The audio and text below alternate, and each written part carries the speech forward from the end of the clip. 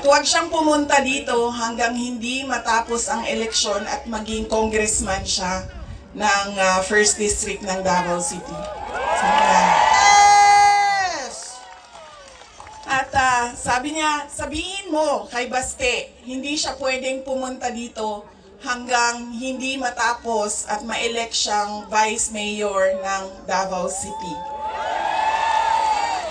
Ito ang pinakamatindi dahil pinagtatawanan namin siya sa group chat namin. Kaming magkakapatid apat, meron kaming group chat.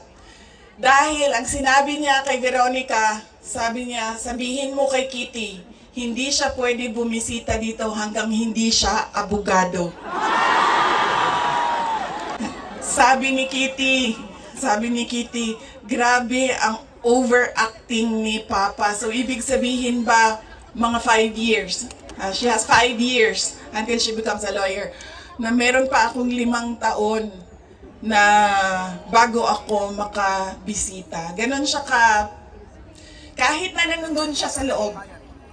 Ang kanyang iniisip, unang-una, yung mga kapatid ko na kailangan magtrabaho para sa syudad ng Davao, yung kapatid ko na kailangan mag-aral.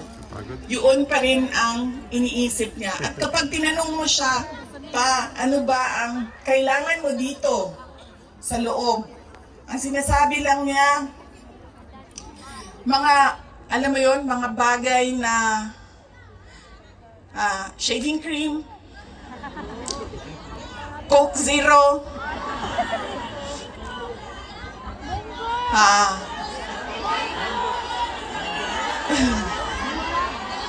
tumigil na siya sa kakahingi ng Pinoy na ulam dahil parang hindi talaga kaya nung nagluluto sa loob ang Pinoy na ulam. Pero nagpadala ako kahapon ng PDF file ng mga recipes na pwedeng sundin nung nagluluto.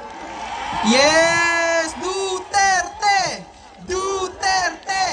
Duterte! Para pag-usapan kung paano natin maisagawa ang ating pagpapakita ng suporta kay Pangulong Rodrigo Duterte na matiwasay at maayos ang ating pagsama-sama ngayong hapon na ito.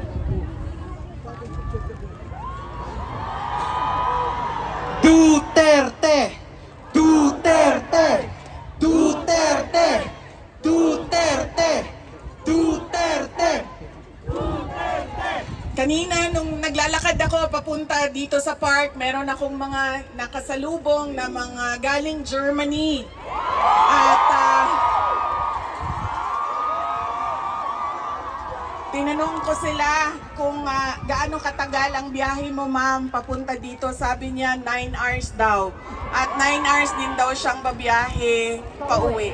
So ganyan ang pinapakita ninyo na pagsuporta kay Pangulong Duterte at pagmamahal sa ating bayan. Maraming salamat sa inyong lahat. Alam ko, lahat kayo may hanap buhay, may kailangan asikasuhin, may mga personal na pinagdadaanan, merong kailangan na paglalaban na gawin sa mga damit ninyo, paglilinis, Tapos na! paglilinis ng bahay, pagbayad ng utang. Mayayaman sila dito! Ano pa ba? Pagtawag sa inyong mga mahal sa buhay doon sa Pilipinas, ay nandito kayo, ngayong hapon na ito at ibinigay ninyo ang oras ninyo at panahon ninyo para mapag-usapan natin ang estado ng ating mahal na bayang Pilipinas. Maraming salamat po sa inyo.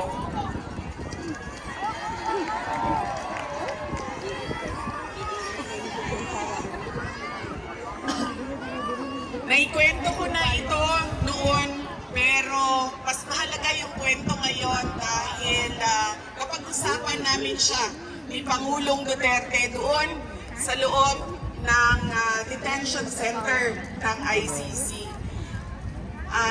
Noong ako ay bata pa, lagi sinasabi ng hindi niya yung generation ng tatay ko, 1940s, 1950s, 1960s, hindi sila yung mga magulang na tulad ngayon sa atin na ini-explain natin sa ating mga anak kung bakit natin ginagawa ang mga bagay-bagay. Lagi dapat may explanation. Sa kanilang henerasyon ay diretso ka lang pagsasabihan o pagalitan. Ganun yung generation nila. Nung ako ay lumalaki, lagi niya sinasabi sa akin, hindi ka tao sa paningin ko kung hindi ka doktor o abogado. Lagi niya yung paulit-ulit habang ako ay lumalaki. Lagi niya yan sinasabi, pag hindi ka natapos ng pag-aaral mo, magiging abo ka dyan sa gilid ng daan. He always emphasized that you mean nothing to the world if you do not finish your education. That was his, that is my greatest gratitude to my father. The emphasis he gave in education. Wala naman problema sa akin yun nung ako ay lumalaki dahil gusto ko din naman talaga maging doktor. Kaya on that point, pareho kami ng, hindi ako yung pinipilit ng mga magulang na magdoktor ka kahit ayaw. So walang naging problema sa amin doon. Pero nung hindi man naging successful yung aking pagpasok sa medisina, ay lumipat ako sa pagiging abogado dahil binigyan din naman ako ng option ng aking tatay na pwede ang abogado. Yun lang ang katanggap-tanggap sa kanya, maging abogado o maging doktor. Noong nakapag-usap kami, noong isang araw, sabi niya sa akin, naging forceful ba ako, mapilit ba ako sa pagsabi ko sa iyo na maging abogado ka? Sabi ko, oo.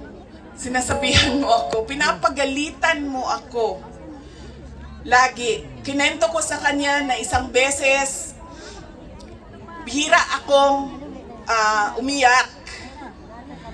Pero isang beses, dahil nalaman ko na hindi ako makakatuloy sa 4th year law school dahil meron akong isang bagsak na subject.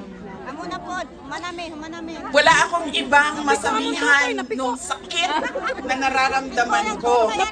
Kasi pakiramdam ko, yung tatay ko lang din, makakaintindi sa akin dahil dumaan din siya ng law school. So tinawagan ko siya. Hindi ako makapagsalita. Iyak lang ako ng iyak.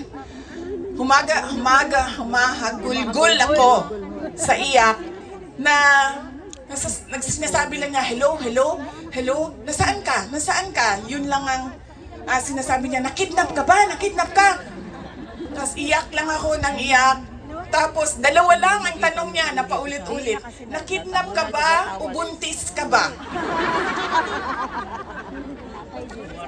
At that point na paulit-ulit na niyang tinatanong kung buntis ba ako, sabi ko na sa kanya, pa, hindi naman siguro umiiyak ang babaeng buntis. Siguro happy.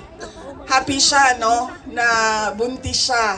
Sabi ko, nahihirapan ako sa isang subject ko and pakiramdam ko, sasabit ako dito. Tapos ang sagot lang niya sa akin ay, sabi niya, yun lang pala eh, bakit mo ko tinatawagan? Mag-aral ka na. Ganon. Ganon ka tigas yung kanyang paninindigan, paniniwala at pagpipilit na ipursige ko ang aking edukasyon. Wala nang, wag ka na umiyak, mag-aral ka, magbadali lang yan, lumabas ka muna, magkape ka, wala. Sinabi lang niya sa akin, yun lang pala. Ibaba mo na yung telepono at bumalik ka na sa pag-aaral mo. Kaya noong ako ay naging abogado, yun din yun ang sinasabi ng kaibigan ng tatay ko sa akin na nakita niya ang tatay ko sobrang saya. Yung araw na yun na nalaman niya na naging abogado ako, yun yung sobrang saya niya. At sinabi sa akin nung kaibigan ng tatay ko, sabi niya, hindi mo maiintindihan kaming mga tatay na kaming mga abogado pag nagkaroon kami ng anak na abogado.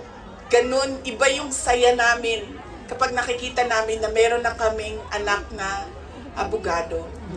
Sabi niya sa akin doon, sabi niya, pinilit ba kita? Sabi ko, hindi lang pilit. Sinigawan mo ako at pinaiyak mo ako ng madaming beses dahil sa edukasyon at sa pag-aaral. At sabi niya, o di buti na lang dahil meron akong abogado ngayon na anak na inutos-utusan ko dyan. Kausapin niyang mga huwes dyan. At ngumiti siya. He smiled. And it seemed to me that it was a comfort to him that he had a daughter who is a lawyer. In fact, sabi niya,